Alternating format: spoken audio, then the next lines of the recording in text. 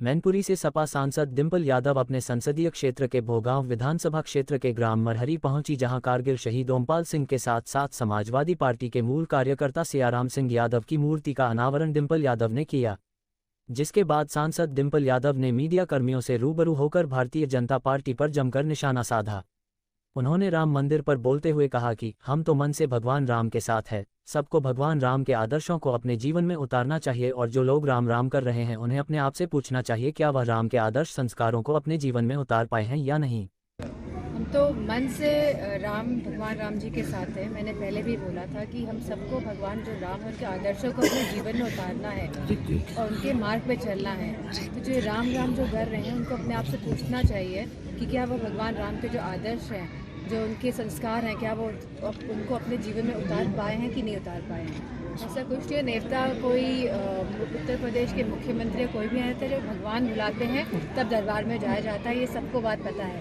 हमारे हिंदू धर्म में यही बात कही गई है, जब बुलावा लगता है तभी आप दर्शन करने के पहुंचते हैं, तो जब हमारा बुलावा लगेगा तो हम वहाँ पहुँच जाएंगे।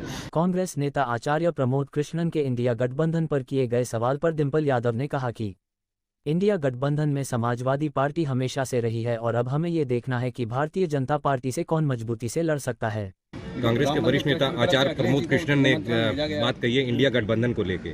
उन्होंने कहा बसपा अगर इंडिया गठबंधन में शामिल नहीं होती तो उसकी परिकल्पना पूरी नहीं की जा सकती।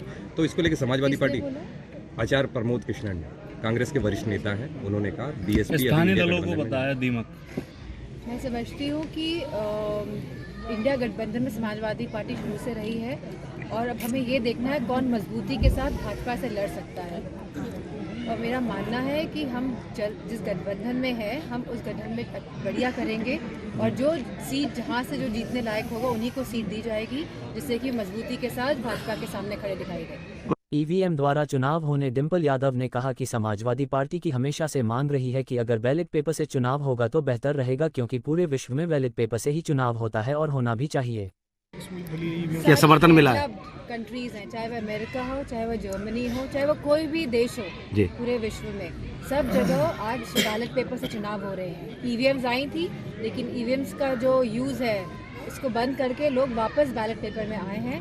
तो अगर हम वापस बैलेट पेपर में आते हैं तो ये बहुत ही प्रगतिशील कदम होगा, मैं समझती हूँ। तो इसके मतलब जो है ईवीएम से चुनाव नहीं किया जाए तो जनता जो है ना बाकी में जिसको चुनाव करेगी, यानी जिसका चुनाव करेगी वो सब होगा। पार्टी की लगातार मांग रही है कि अगर बैलेट पेपर से चुनाव होगा तो बेहतर होगा, क्योंकि सब पूरे विश्व में आज बैलेट पेपर से ही चुनाव होते हैं।